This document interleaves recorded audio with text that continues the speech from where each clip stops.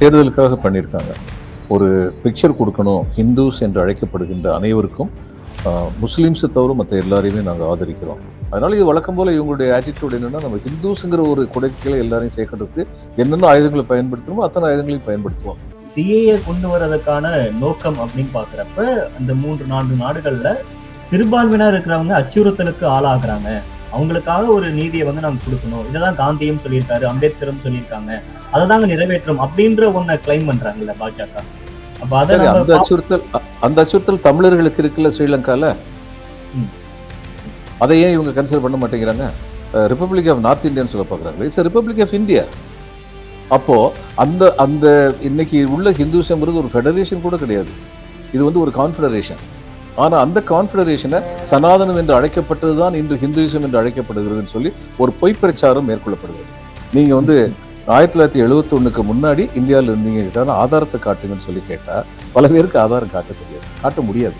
அவங்ககிட்ட ஏழைவாழ்கிட்ட வந்து என்ன டாக்குமெண்ட் எவிடன்ஸ் இருக்கும்?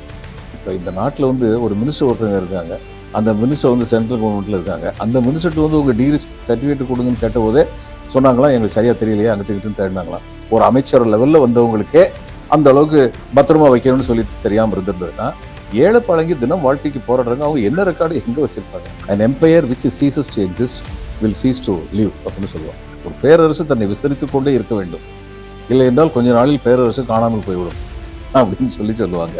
அது மாதிரி இவங்க வந்து இந்தியா வந்து தங்களுடைய கண்ட்ரோலில் வச்சிருக்கணும்னா ஆப்கானிஸ்தானத்தை பிடிக்கணும், பாகிஸ்தானை பிடிக்கணும், பங்களாதேஷை பிடிக்கணும் இப்படின்னு சொல்லிக்கிட்டே இருப்பாங்க. அனைவருக்கும் வணக்கம். இன்றைய சிறப்பு நேர்காணலில் நம்மோடு இணைந்திருக்கிறார் ஓய்வு பெற்ற ஐஏஎஸ் அதிகாரி திரு பாலச்சந்திரன். சார் வணக்கம். வணக்கங்க. வணக்கம் சார். 2019 இருந்து பாஜக மீண்டும் ஆட்சி வந்ததுல இருந்து அதிகமா பேசப்பட்டு இருக்க விஷயம் குடியுரிமை திருத்த சட்டம். அதை வந்து அமல்படுத்தியதாக இன்னைக்கு அறிவிச்சிருக்காங்க. தேர்தலுக்கு இன்னும் சில நாட்கள் எப்ப தேர்தல் வரும் அப்படின்னு எதிர்பார்க்கிற நிலையில இப்படி ஒரு அனௌன்ஸ்மெண்ட் வந்து வந்திருக்கு. இது எப்படி பாக்குறீங்க? தேர்தலுக்காக பண்ணியிருக்காங்க. ஒரு பிக்சர் கொடுக்கணும், ஹிந்துஸ் என்று அழைக்கப்படுகின்ற அனைவருக்கும் முஸ்லீம்ஸை தவிர மற்ற எல்லாரையுமே நாங்கள் ஆதரிக்கிறோம். ஏன்னா நான் முஸ்லீம்ஸ் தானே இந்த ஆக்ட் படி ரிலிஜியஸ் பெர்சக்யூஷன், மத ரீதியாக தண்டிக்கப்படுகிறார்கள் அப்படின்னு சொல்லி இவங்க கிறிஸ்டியன்ஸோ பார்சிஸோ ஹிந்துஸோ நெய்பரிங் கண்ட்ரீஸ்லேருந்து வந்தால், அது ஆப்கானிஸ்தானையும் சேர்த்துருக்காங்க, அதுக்கிட்ட நமக்கு பார்டரே கிடையாது, ஆனால் அதையும் சேர்த்துருக்காங்க. ஆனால் ஸ்ரீலங்காவோட நமக்கு பார்டர் இருக்குது. தமிழர்கள் வந்து அங்கே வந்து புத்திசம் வந்து அங்கே உள்ள புத்திசம் வந்து தலையிலாமவே ஒரு வருத்தப்பட்டு சொன்னார், அந்த புத்திசத்தை பற்றி நான் பேசுறதுக்கு ஒன்றுமே இல்லை, ரொம்ப வயலண்ட். அவங்க வந்து புத்திஸ்டர் அடிப்படையில் தான் அவங்க இந்த பெர்சக்யூஷன், தமிழ்ஸுக்கு எகென்ஸ்ட் பெர்சக்யூஷனுக்கு மதமும் ஒரு காரணம். ஆனால் அவங்கள தமிழர்கள் வந்து சேர்க்கல, இதில் ஸ்ரீலங்காவை அந்த நேஷன் வந்து சேர்க்கல. கேட்டதுக்கு என்ன சொன்னார், அதுதான் சாஸ்திரி ஸ்ரீமாவோ பண்டாரநாயக்க அக்காட்லேயே தமிழர்களுக்கு உரிமைகள் வழங்கப்பட்டது. இது ஒரு அப்பட்டமான பொய். அந்நேரம் தமிழர்களுக்கு உரிமைகள் வழங்கப்படவில்லை, உரிமைகள் மறுக்கப்பட்டன. 6 லட்சம் பேர் வந்து ஸ்டேட்லெஸ் சிட்டிசன்ஸ் ஆயிட்டாங்கன்னு இந்த 50s நினைக்கிறேன். அந்நேரம் வந்து இவர் வந்து கல்கி வந்து ஒரு பெரிய தலையங்கமே எழுதினார், இது ரொம்ப பெரிய அநியாயம், தமிழர்களுக்கு இழைக்கப்பட்ட அநியாயம்னு. அதெல்லாம் இவங்க வந்து அமெண்ட் பண்ணியிருக்கணும், பண்ணலை. அதனால இது வழக்கம் போல இவங்களுடைய ஆட்டிடியூட் என்னன்னா, நம்ம ஹிந்துஸுங்கிற ஒரு குடைக்கீழே எல்லாரையும் சேர்க்கறதுக்கு என்னென்ன ஆயுதங்களை பயன்படுத்தணுமோ அத்தனை ஆயுதங்களையும் பயன்படுத்துவோம் அப்படின்னு சொல்லி நினைக்கிறாங்க. இது this is one more example, அவ்வளவுதான்.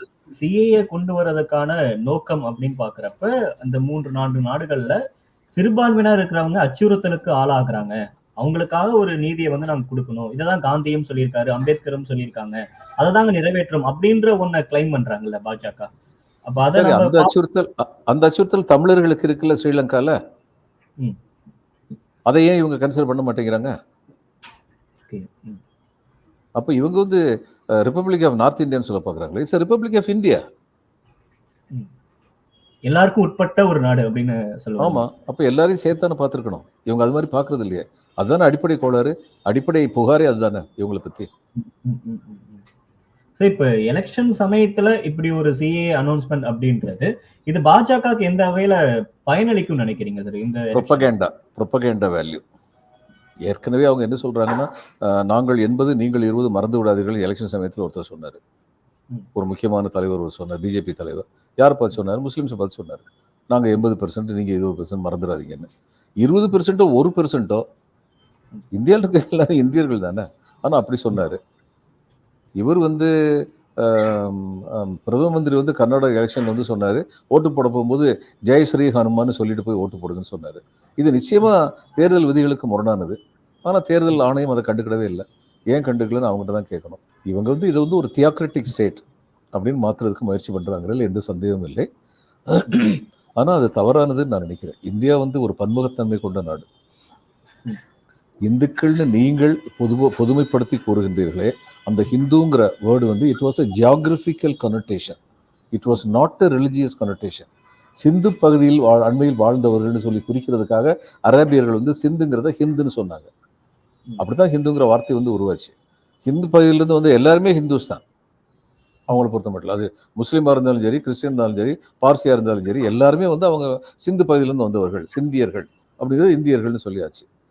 பிரிட்டிஷ் காலத்தில் ஒரு ஜீவோ இஷ்யூ பண்ணாங்க. அந்த ஜீவோவில் வந்து பிரிட்டிஷ் என்ன சொன்னாங்கன்னா, ஏன்னா அவங்களுக்கு யார் என்ன மதம் இது பெரிய அலப்பறையாக இருந்துச்சு அவங்களுக்கு, இத்தனை மதங்கள் இருக்கேன்னு. அதனால என்ன சொல்லிட்டாங்க, ஜொராஸ்ட்ரியன்ஸ், முஸ்லீம்ஸ், கிறிஸ்டியன்ஸ் இவங்களை தவிர மற்ற எல்லா மதத்தை சேர்ந்தவங்களும் வந்து commonly they will be called Hindus அப்படின்னு சொல்லி ஆர்டர் போட்டாங்க.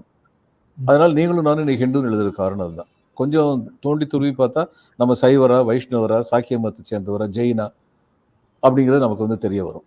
நிறைய பேர் அப்படி இருக்காங்க. அப்போ அந்த அந்த இன்னைக்கு உள்ள ஹிந்துசம்ங்கிறது ஒரு ஃபெடரேஷன் கூட கிடையாது, இது வந்து ஒரு கான்ஃபெடரேஷன்.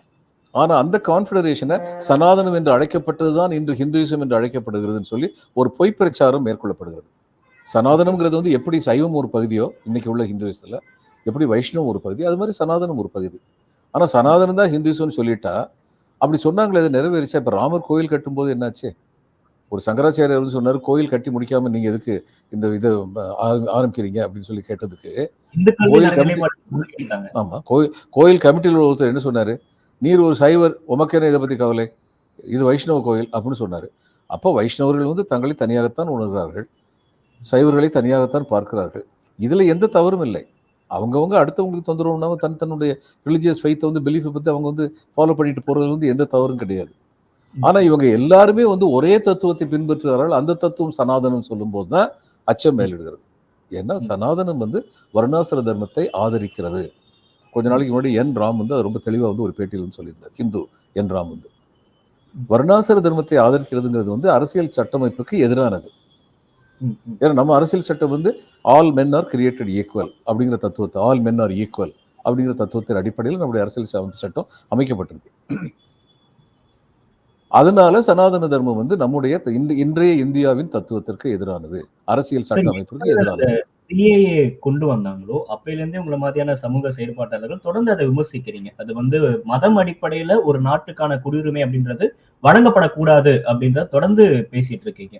இப்ப அசாம்ல அது மாதிரி கொண்டு வந்தாங்க. அதோட என்ஆர்சி சேர்த்துறப்ப, என்பிஆர் சேர்த்துறப்ப இந்தியனா இல்லையா அப்படின்றதான கேள்விகளே இங்க பூர்வக்குடிகளா இருக்க இஸ்லாமியர்கள் நோக்கி கேட்கப்படும் அப்படின்ற மாதிரியான பார்வைகளும் வைக்கப்படுது. ஆனா இவங்க தொடர்ந்து பாஜக ஒரு விஷயத்த கிளைம் பண்றாங்கல்ல, இங்க இருக்கக்கூடிய இஸ்லாமியர்களுக்கு எந்த பிரச்சனையும் இல்ல, நீங்க ஏன் இங்க இருக்கவங்க எல்லாம் பதற்றப்படுறீங்க அப்படின்ற மாதிரி கேள்வி.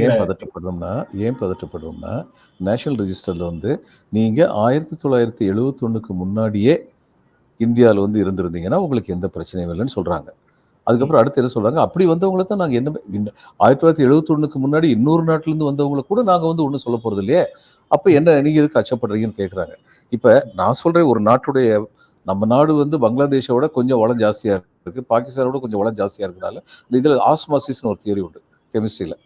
அது ஆஸ்மாசிஸ்னா என்ன, ஒரு தின் மெம்பரேன், ஒரு துளைகள் உள்ள ஒரு தடுப்பான் இருந்ததுன்னா ரெண்டு சொல்யூஷனுக்கு நடுவில் ஒரு பக்கம் சொல்யூஷன் ஸ்ட்ராங்காக இருக்குது, இன்னொரு பக்கம் வீக்காக இருக்குன்னா கொஞ்ச நேரத்தில் ரெண்டு சொல்யூஷனும் வந்து ஈக்குவல் ஆயிரும். ஏன்னா இங்கிருந்து அங்கே பரிவர்த்தனை நடக்க ஆரம்பிச்சிடும். இது இயல்பு. மெக்சிகோவிலேருந்து அமெரிக்காவுக்குள்ளே போகிறது மாதிரி, கிழக்கு ஐரோப்பாவிலேருந்து மேற்கு ஐரோப்பிய நாடுகளுக்கு போன மாதிரி இங்கே வந்து தொடர்ந்து இது பண்ணிக்கிட்டே இருந்தாங்க. நம்ம இந்தியா வந்து அதை தடுத்து நிப்பாட்டணுங்கிறதுல சந்தேகம். எத்தனை நாளைக்கு தான் நம்ம வந்து நம்முடைய மக்களையே வந்து 80 கோடி பேருக்கு 5 கிலோ ஒரு கிரெயின் கொடுத்துக்கிட்டு இருக்கவங்க நிலைமையில நம்ம எத்தனை பேர் பார்க்க முடியும்னு சொல்லி ஒரு குறிப்பிட்ட காலகட்டத்துக்கு அப்புறம் அதை வந்து தடுத்து நிப்பாட்டுறதுங்கிறதுல எந்த விதமான தப்பும் கிடையாது. ஆனால் இவங்க வைக்கிற யார்ட் ஸ்டிக் இருக்குல்ல, அதுக்கான இம்ப்ளிமெண்டேஷன் ஷெட்யூல் இருக்குல்ல, நீங்கள் வந்து 1971 முன்னாடி இந்தியாவில் இருந்தீங்க ஆதாரத்தை காட்டுங்கன்னு சொல்லி கேட்டால் பல பேருக்கு ஆதாரம் காட்ட தெரியாது, காட்ட முடியாது. அவங்ககிட்ட ஏழைவாழ்கிட்ட வந்து என்ன டாக்குமெண்ட் எவிடன்ஸ் இருக்கும்? இப்போ இந்த நாட்டில் வந்து ஒரு மினிஸ்டர் ஒருத்தங்க இருக்காங்க, அந்த மினிஸ்டர் வந்து சென்ட்ரல் கவர்மெண்ட்டில் இருக்காங்க. அந்த மினிஸ்டர்ட்டு வந்து உங்கள் டிகிரி சர்டிஃபிகேட் கொடுங்கன்னு கேட்ட போதே சொன்னாங்களா, எங்களுக்கு சரியாக தெரியலையே, அங்கிட்ட இங்கிட்டு தேடினாங்களாம். ஒரு அமைச்சர் லெவலில் வந்தவங்களுக்கே அந்த அளவுக்கு பத்திரமா வைக்கணும்னு சொல்லி தெரியாமல் இருந்திருந்ததுன்னா ஏழை பழங்கி தினம் வாழ்க்கைக்கு போராடுறாங்க, அவங்க என்ன ரெக்கார்டு எங்கே வச்சிருப்பாங்க? சார் அப்ப வந்து சிஏஏ மட்டும் தவிர்த்து பார்க்க கூடாது. அதோட என்ஆர்சி, என்பிஆர் இது எல்லாமே ஒன்று ஆமா, சேர்த்து தான் ஆமா. பார்க்கணும் அப்படின்றது தான் உங்களோட ஒண்ணு சேர்த்து தான் ஐயம். பார்க்கணும். ஒண்ணு சேர்த்து தான் பார்க்கணும். இவங்க தனித்தனியா காட்டுறாங்க. கொஞ்சம் கொஞ்சமா அத கொண்டு வருவாங்க.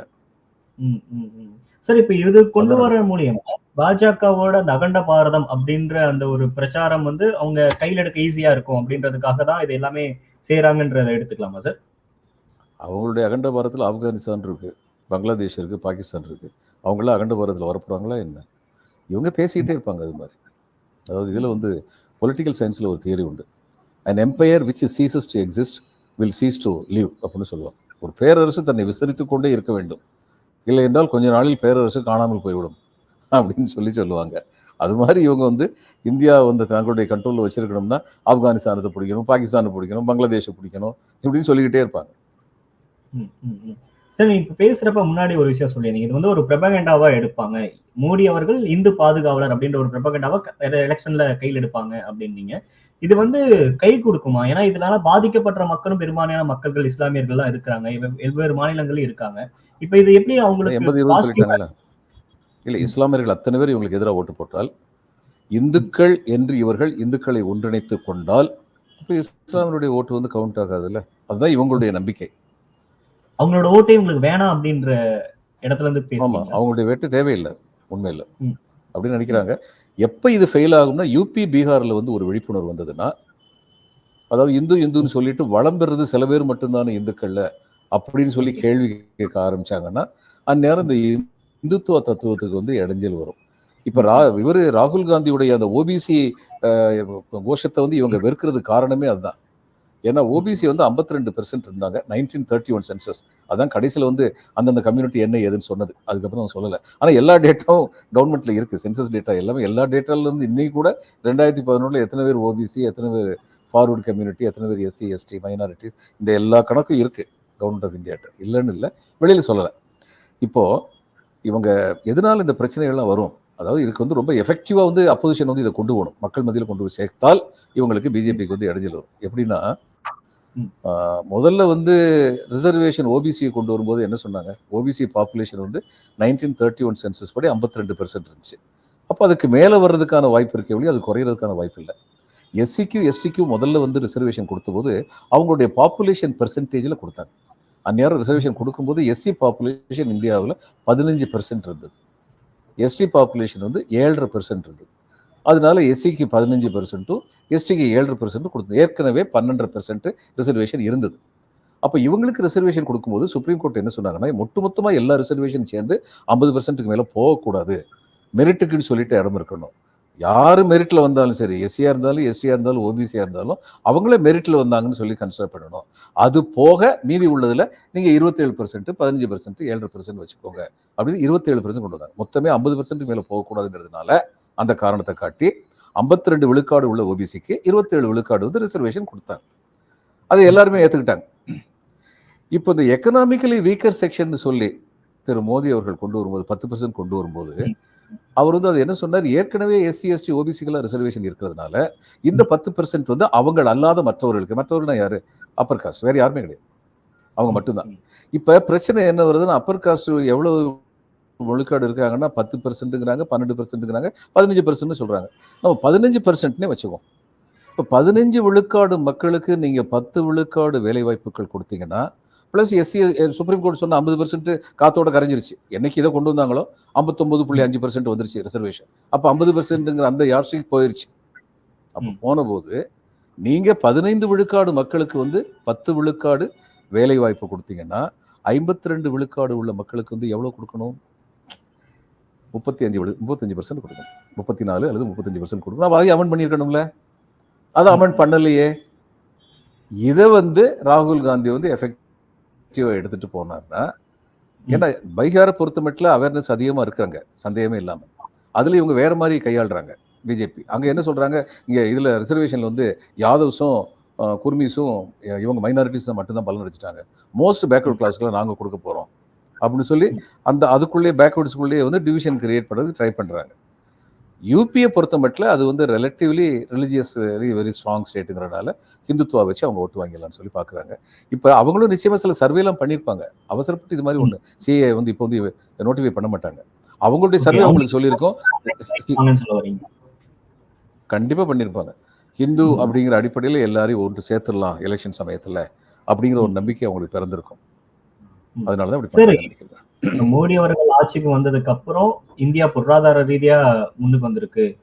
வெளிநாடுகள் எல்லா நாடுகளுக்கும் இந்தியாவோட மதிப்பு உயர்ந்திருக்கு அப்படின்னு அவங்க நிறைய டேட்டாஸ் எல்லாம் கொடுக்குறாங்கல்ல. அப்ப இது எதுவுமே கை ஒரு கொடுக்காதனாலதான் டேட்டா நீங்க சொல்லுங்க. இல்ல அவங்க சொல்ற ஒரு டேட்டா நீங்க சொல்லுங்க. என்ன டேட்டா கொடுக்குறாங்க? பேசுறாங்க. மோடியை ம், ம், விஸ்வகுருங்கிறாங்க. உண்மையில ம், விஸ்வகுரு வந்தது யாரு? மன்மோகன் சிங் தான் இருந்தார். மன்மோகன் சிங் வந்து ஒரு கான்ஃபரன்ஸ், எக்கனாமிக் கான்ஃபரன்ஸுக்காக அமெரிக்காவுக்கு போயிருந்தார். போயிட்டு தன்னோட கான்ஃபரன்ஸ் முடிஞ்சிருச்சு, திரும்பி வந்துகிட்டு இருக்கும் பொழுது அமெரிக்க அதிபர் வந்து ஃபோன் பண்ணார். Doctor Singh please come back, I need your advice. மன்மோகன் சிங் வந்து விஸ்வகுரு, சந்தேகமே இல்லாம. இவரை ம், விஸ்வகுருன்னு ம், சொல்றாங்க, அவங்களா சொல்லிக்கிறாங்க, அவ்வளவுதான். அதுக்கப்புறம் இன்னொன்று என்னன்னா, எக்கானமி வந்து எங்க வளர்ந்துருக்கு? இந்த 10 வருஷமா கீழே தான் போய்கிட்டு இருக்கு. நானும் நீங்களும் சொல்ல வேண்டாம். ம், டைரக்டரேட் ஆஃப் ஸ்டாட்டிஸ்டிக்ஸ் ஒன்று இருக்கு, புள்ளியியல் இயக்கத்துறை, இயக்ககம் அப்படின்னு ஒன்று இருக்கு ஒன்றிய அரசுல. ஒன்றிய அரசு கீழே இருக்கு. அவங்க சொல்றாங்கல்ல எக்கானமி ம், வளரலன்னு. சோஷியல் லேபர் வெல்ஃபேர் போர்டோ ஏதோ ஒன்று லேபர் மினிஸ்ட்ரி கீழே இருக்கு. அவங்க என்ன சொல்றாங்க? இந்த 10 வருஷத்துல விவசாயத்தில் இல்லாத கிராமப்புறங்களில் உள்ள தொழிலாளர்கள் இருக்காங்க. அவங்க இந்திய தொழிலாளர்களில் அன்ஸ்கில்டு லேபர்ல 50 விழுக்காடு. அவங்களுக்கு இந்த 10 வருஷத்துல இன்கம் வந்து இன் ரியல் டேர்ம்ஸ் வளரவே இல்லை. விவசாயத்தில் உள்ள தொழிலாளர்களுக்கு 4 to 5% வளர்ந்துருக்கு. மற்றவங்க டவுன்ல இருக்க உங்களுக்கும் எனக்கும் 37% வளர்ந்துருக்கு. ம். ஆனா disparity between the haves and have nots, பணக்காரர்களுடைய செல்வம் மிக மிக பெருத்தளவில் அதிகரித்திருக்கிறது. அப்பர் மிடில் கிளாஸாக இருந்த பல பேர் இன்னைக்கு லோயர் மிடில் கிளாஸ் ஆயிருக்காங்க. லோயர் மிடில் கிளாஸாக இருந்தவங்க புவர் செக்ஷனுக்கு போயிருக்காங்க. இதெல்லாம் எக்கனாமிக் டேட்டா. இதை வச்சு நீங்க எங்க முன்னேறி இருக்குன்னு சொல்றீங்க? இவங்களா சொல்லிக்கிறாங்க இவங்க ஆசைக்கு. சார் இப்ப நம்ம அந்த இவங்க வந்து ஃபினான்ஸ் மினிஸ்டர். சொல்லுங்க சார் அந்த குடியுரிமை திருத்த சொல்லுங்க. மசோதா வரைக்கும் இப்ப ம், ம். முதலமைச்சர் அவர்களோட அறிக்கையில கூட அவங்க அதிமுகவை நீங்க முன்னாடிக்கு எதிர்த்து வாக்களிச்சதுன்னா நீங்க அந்த நிலைமையே வந்திருக்காது. சிஏ அவர்கள் இம்ப்ளிமெண்ட் பண்ணிருக்க முடியாது அப்படின்னு சொல்றாரு. இதே அதிமுக இப்ப எதிர்க்கிறாங்க. இப்ப இதற்கு முன்னாடி பேசுறப்ப கூட இது வந்து கொண்டு வந்திருக்கவே கூடாது. இஸ்லாமியர்களை வந்து நீங்க புறந்தள்ளுறீங்க. பாஜக வந்து இந்துக்களுக்கான ஒரு கட்சி அப்படின்றத அதிமுக இப்ப ஒரு ஸ்டாண்ட மாத்தி எடுக்கிறாங்க. பாஜக எதிர்ப்பு அப்படின்றத தாண்டி இப்ப பாஜக நேரடியா விமர்சிக்க ஆரம்பிக்கிறாங்க. ஆனா அப்ப வந்து எதிர்த்து ஆதரவா தான் வாக்களிச்சிருக்காங்க சிஏக்கு. இது எப்படி சார் பாக்குறீங்க? அதிமுக நிலைப்பாடு இப்ப எப்படி பாக்குறீங்க? அவங்க இவங்க பிஜேபியோட சேர்ந்திருந்தா மைனாரிட்டி வாக்குகள் கிடைக்கவே கிடைக்காது அப்படிங்கிறது அவங்களுக்கு ம், நிதர்சனம் ஆயிடுச்சு. அப்போ இந்த எலெக்ஷன் நம்ம தோல்வியை தான் தழுவுவோம். மைனாரிட்டி ஓட்டு அத்தனையும் கிடைக்காம போயிடுச்சுன்னா பிஜேபியிலேருந்து விலகி நின்னா மைனாரிட்டியில் கொஞ்சம் பேராவது இந்த பக்கம் வருவாங்க அப்படின்னு ஆசைப்படுறாங்க. ம், ஆனால் ரொம்ப உரத்த குரலில் திமுக கேட்குற கேள்விக்கு அவங்களால பதில் சொல்ல முடியாது. விவசாய சட்டமாகட்டும், சிஏ ஆகட்டும், ம், உங்களுடைய நிலைப்பாடு என்ன இருந்துச்சு அப்படின்னு கேட்டால் அதுக்கு இவர் எடப்பாடி என்ன சொல்கிறாருன்னா, அது கூட்டணி தர்மம் அப்படின்னு சொல்கிறாரு. இது கூட்டணி அதர்மம், தர்மம் இல்லை கூட்டணி அப்படின்னு சொல்லி டிஎம்கே சொல்லுவாங்க. அதனால அது அதிமுகவுக்கு வந்து இந்த ஆல்பெட்ராஸ் அரவுண்ட் த நெக்னு ஆங்கிலத்தில் சொல்லுவாங்க. கழுத்தில் ஒரு பெரிய பாறாங்கலை கட்டி விட்டு தொங்க விட்டா அந்த பாறாங்கலை வச்சுக்கிட்டே நடக்கிற மாதிரி தான் இருக்கு.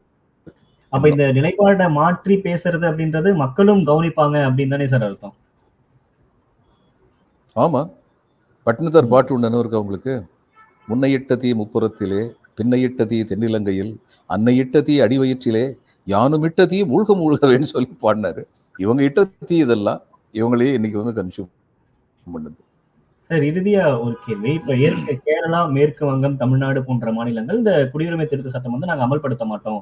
நாங்க வந்து அதுல தெளிவா இருக்கோம். இங்க வந்து யாருமே நாங்க வந்து சிறுபான்மையினர் பாதுகாப்பா தான் நாங்க வந்து அமல்த்தணும் அப்படின்னு சொல்லிட்டாங்க. இப்ப இந்த மாநிலங்கள் கிட்ட இருக்க ஆப்ஷன் என்ன சார்? இந்த மாநிலங்கள்ல குடியுரிமை சட்டத்தினால மிக பெரும்பான்மையோர் பாதிக்கப்பட மாட்டாங்க. ம், ஏன்னா அந்த மாதிரி மைக்ரேஷன் பெரும்பாலும் இந்த பாருங்க எந்த கண்ட்ரீஸ்ல இருந்து கேட்குறாங்க? பாகிஸ்தான், பங்களாதேஷ், இவங்க ஆப்கானிஸ்தான், பாகிஸ்தான். இதெல்லாம் எங்க இருக்கு? வட இந்தியாவோட தான் பார்டர் இருக்கு. வர்றவங்க அங்கே தான் வருவாங்க. ம், ம், ம். அதனால இங்கே அதிகம், அதனால வந்து இவங்க சொல்றாங்க. ஆனால் அரசியலமைப்பு சட்டத்துப்படி இது ஒரு சென்ட்ரல் ஆக்ட். சென்ட்ரல் ஆக்ட் வந்து இது பண்ணியாச்சுன்னா அவங்க இம்ப்ளிமெண்ட் பண்ணி தான் தீரணும். அதுல ஆன் இது பேப்பர் இது அவங்க இம்ப்ளிமெண்ட் பண்ண மாட்டோம்னு சொல்ல முடியாது. ம், ம், ம். இது எதிர்க்க முடியாதுன்னு சொல்ல வரீங்க. ஆமா, எதிர்க்க முடியாது. ஆனால் இவங்க they are taking political stand. ஏன்னா இங்கே அந்த இம்பாக்ட் ஜாஸ்தி இருக்காதுங்கிறனால பாதிக்கப்படக்கூடியவங்க யாருமே இல்லை அப்படிங்கும்போது நாங்கள் அதை இம்ப்ளிமெண்ட் பண்ணவே இல்லைன்னு சொல்லிட்டு போயிடலாம் அப்படின்னு தான் நான் நினைக்கிறேன். இதை பற்றி நிறைய விஷயங்கள் பகிர்ந்துக்கிட்டீங்க சார். இன்னும் தேர்தல் நெருங்க நேரத்தில் இன்னும் நிறைய அப்டேட்ஸ் வரும் போல பிஜேபி சைட்ல இருந்து. 195 வேட்பாளர்கள் அறிவிச்சாங்க. இப்ப அடுத்து சிஏஏ அறிவிச்சிட்டாங்க. இன்னும் அடுத்து என்னென்ன இருக்க போகுது அப்படி நீங்க என்ன எதிர்பார்க்குறீங்க சார்? அடுத்து என்ன அனௌன்ஸ்மெண்ட் வரும்னு எதிர்பார்க்குறீங்க? நான் அந்த ஜோசியம்லாம் பார்க்கறது இல்லை. ஒவ்வொன்றா செய்யத்தான் ரியாக்ட் பண்ணுவோம், அவ்வளவுதான். ஆனால் ஒன்று தெரியுது, அவங்க வந்து அவங்களுக்கு கான்ஃபிடன்ஸ் அப்படி ஒன்றும் ரொம்ப அதிகமாக இல்லை. சார் ராமர் கோயில் கட்டியிருக்காங்க, இதெல்லாம் சீட்டு பிடிக்கும், இதெல்லாம் கை கொடுக்காது. ராமர் கோயில் கட்டிட்டு இங்க இங்க இங்க இங்க ஒரு சாத்வி வந்து என்ன பண்ணாங்க, என்னை வந்து ஹராஸ் பண்ணாங்க, என் காரை டேமேஜ் பண்ணாங்க. இது பரமக்குடி பக்கத்தில் என் காரை டேமேஜ் பண்ணாங்க, என்னை வந்து இங்கெல்லாம் ராமர் கிடையாது தெரியும் போட்டு சொல்லி திட்டினாங்க அப்படின்னு சொல்லி போலீஸில் கம்ப்ளைண்ட் கொடுத்தாங்க. சிசிடிவி வச்சு பார்க்கும்போது இவங்களும் இவங்க அப்பாவும் இவங்க சகோதரரும் மட்டும்தான் சேர்ந்து காரை டேமேஜ் பண்ணியிருக்காங்க அப்படின்னு இப்போ அவங்க மேலே கேஸ் போட்டிருக்காங்க. அந்த பெண் துறவி மேலே கேஸ் போட்டிருக்காங்க. இதுதான் தமிழ்நாட்டில் உள்ள நிலவரம். தமிழ்நாட்டில் வந்து இந்த மாதிரி ரிலிஜியஸ் இதெல்லாம் கான்ஃப்ளிக்ட்லாம் அவ்வளோ ஈஸியாக கிரியேட் பண்ண முடியாது. எப்போ கிரியேட் பண்ண முடியாதுன்னா அரசு அதுக்கு ஆதரவு கொடுக்காம இருக்கும்பொழுது. இந்த அரசு அப்படிப்பட்ட கீழ்மையான செயல்களுக்கு ஆதரவு கொடுக்காதுங்கிறதுனால அரசின் இரும்பு கரம் கொண்டு அது அடக்கப்படும் அப்படிங்கிறதுனால அந்த விஷமிகள் வந்து இதை வந்து ரொம்ப வேகமாக செய்ய மாட்டாங்க. இங்கே நிறைய விஷயங்கள் பகிர்ந்துக்கிட்டீங்க சார். மீண்டும் இன்னொரு நேர்காணல்ல விரிவா பேசலாம். நன்றி, வணக்கம் சார். வணக்கம்.